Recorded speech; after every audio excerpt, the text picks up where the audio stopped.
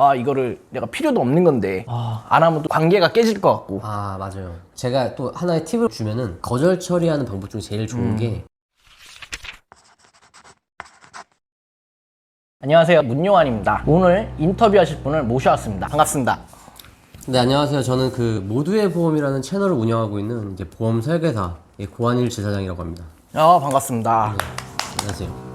보험에 대해서 궁금한 것들이 있어서 처음부터 이런 말 하기 좀 그러는데, 보험 설계사의 인식. 근데 사실은 이 보험 설계사 하면은 인식이 되게 안 좋긴 해요. 왜 안 좋냐면은 제 어머니 세대들 때 보면은 막 강요해서 가입을 하고 원치 않게 보험을 권유하고 친구들이 막 찾아오면 되게 불편하잖아요. 그쵸. 그래서 이렇게 보험 설계사에 대한 인식이 좀 안 좋은데, 저는 그렇게 생각해요. 보험도 어차피 가입을 해야 되고 빼먹을 수는 없어요. 저 오늘 좀 무섭거든요. 아, 뭐예요? 딱 사람 모집을 했는데 네. 보험 관련이라고 하시니까 혹시나 해서 제가 또 여기서 또 그런 일이 있었거든요. 아, 어떤 일이요? 고객분이 오셨는데 저는 생각지도 못했는데 두 분이 오셔가지고 저한테 좋은 게 있다 딱 말씀하시는데, 이거 어떻게 되나? 솔직히 저는 하기 싫었거든요. 근데 그게 맞아요. 왜냐면은 제가 말씀드리고 싶은 게 뭐냐면은 보험을 가입하는 것도 목적을 가지고 가입을 해야 되는데, 목적 없이 가입하는 게 제일 문제거든요.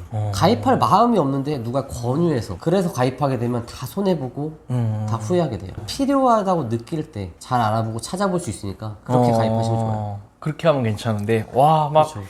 양손 두둑히 들고 오셔가지고 막 먹으라고. 이거 어떻게 아니, 원래 약간 그런 부담을 주는 네. 사람들이 있어요. 주면은 뭔가 해야 될 것 같고. 그게 약간 옛날식의. 그래요? 네. 또 그 의상 있잖아요. 네. 보험 설계사들의 의상 딱 그 삐까뻔쩍하게 딱 입고 근데 저 약간 오늘 제 복장이 좀 보험 설계사 같지 않나요? 그런가? 아니, 저 보험 느낌을 좀 안 내고 싶어가지고. 좀 괜찮은데 그래요? 딱 마주쳤는데 밖에 아우디가 딱 있는 거예요. 설마 저 차? 차는 사실 그렇게 중요한 게 아니니까요. 차 중요해요. 아, 진짜요? 중요하죠. 저는 사실 연비 때문에 타는 차라서. 결국에는 가입했다가 해지했습니다. 고민을 되게 많이 했어요. 이거를 내가 필요도 없는 건데 안 하면 또 관계가 깨질 것 같고. 맞아요. 제가 또 하나의 팁을 주면은 거절 처리하는 방법 중에 제일 좋은 게, 가족 중에 보험을 하는 사람이 있다고 하는 게 제일 좋아요. 그렇게 하면은 거기서 또 어떻게 얘기하냐면은 가족한테 보험을 들면은 잘못 들고 나중에 무슨 문제가 생겼을 때 말을 못한다, 이렇게 얘기할 수가 있어요. 그럼 제일 좋은 방법이 그 가족이 보험료도 내준다고 하세요. 그러면은 절대로 그거를 넘어설 수가 없어요. 그 가족이 보험도 가입시켜주고 보험료도 내준다는데 대박. 그거는 이길 수가 없어요. 그러네. 그럼 이게 완벽한 거절 처리가 돼요. 그렇게 하면은 누구도 뭐라 못하죠. 이렇게 거절 처리하는 게 최고의 방법이에요. 대박이다. 근데 이것도 많이 알려드렸어요. 제가 많이 판매하는 상품 태아보험이 되게 많은데, 주변에서 뭐 지인들이나 뭐 어머니 아시는 분이나 이렇게 많아요. 네. 그러면은 친정 어머니가 뭐 이렇게 여기서 가입해 이렇게 하면은 사실 되게 부담을 많이 갖거든요, 며느리들은. 네. 그래서 자기네 쪽 어머니 아버지 쪽에서 내준다, 보험을 들어주기로 했다. 그러면은 이 시댁에서는 뭐 못하는 거죠, 뭐라고. 가입을 하라고 못하는 거죠. 이런 식으로 많이 얘기해 주니까 그거 잘 응용해서 써먹더라고요. 그런 방법이 있구나. 이거 진짜 꿀팁이다. 보험 회사에 들어가면은 이 거절 처리를 대응하는 방법도 배워요.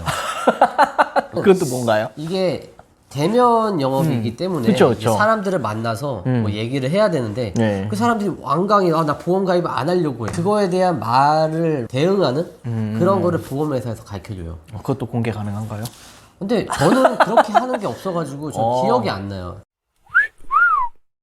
자, 또 궁금한 게 있는데요. 네. 보험 설계사가 있고 재무 설계사가 있잖아요. 무슨 차이가 있죠? 사실은 보험 설계사는 정말 많은데 재무 설계사는 거의 우리나라에 없다고 보면 돼요. 대부분이 다 보험 설계사예요. 근데 보험 설계사는 뭐 생명보험, 손해보험, 재산보험, 이 설계사 자격증만 있으면은 누구나 할 수 있어요. 진입장벽이 낮아요. 그래서 재무 설계사라고 말하는 거는 보험 설계사라는 이미지가 안 좋으니까 그걸 좀 감추기 위해서 재무 설계사라고 하는 거지, 대부분이 보험 설계사라고 보시면 돼요. 근데 이제 SNS 보면은 네. 재무 설계사라고 엄청나게 많이 있잖아요. 그쵸, 네. 그분들 보면 되게 화려하시던데. 그분들의 실상을 보면은 그 재무 설계사의 실상 일상이 아니에요. 되게 허세도 되게 좀 많잖아요. 그쵸. 근데 그런 거는 어떻게 보면 재무설계랑 말이 맞지 않는, 돈을 아껴가지고 뭔가 투자하고 뭐 이런 자산을 불리는 걸 해주는 게 재무설계사인데, 그쵸.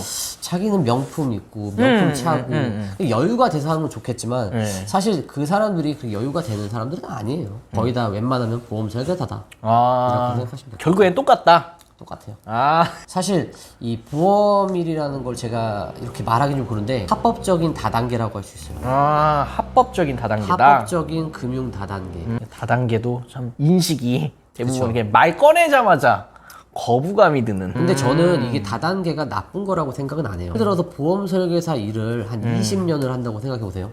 근데 지금 새로 들어온 한 달짜리랑 똑같아. 그러면은 아무런 차별이 없잖아요. 차이점이. 그쵸. 사실 그게 그래요. 한 자리에서 혼자 일하는 사람은 20년이고 100년을 일해도 그 한 달짜리 사람이랑 똑같아요.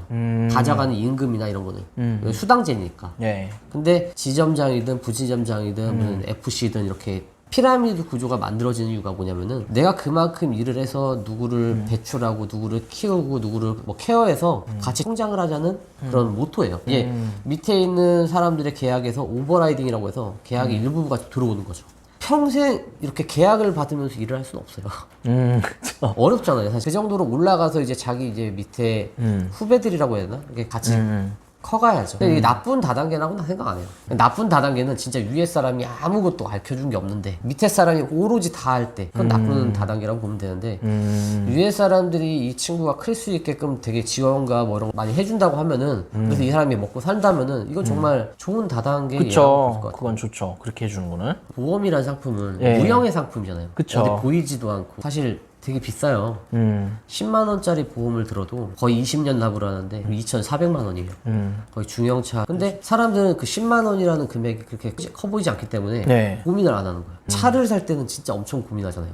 중고차를 봐도 이게 뭐 침수인지 뭐 사고 부위가 있는지 뭐 엔진 소리는 어떤지 막 이런 거 되게 많이 까다롭게 보는데 보험은 그만큼 관심도가 떨어져서 대충 가입하는 사람들이 좀 많아요. 요즘 이것도 근데 비싼 거기 때문에 네. 좀 많이 알아보고서 가입을 했으면 좋겠어요. 요즘에는 SNS나 뭐 인터넷에서 많이 정보가 올라와서 뭐 블로그나 유튜브나 이런 걸 보고서 자기가 스스로 어느 정도 준비하고서 설계사한테 권하는 경우도 많아요. 그게 더 좋을 것 같네요. 그게 왜 좋냐면은 내가 일단 가입을 하고자 하는 목적을 가지고 그쵸. 알아본 다음에 가입을 하는 거잖아요. 그거는 되게 좋은 케이스라고 생각해요.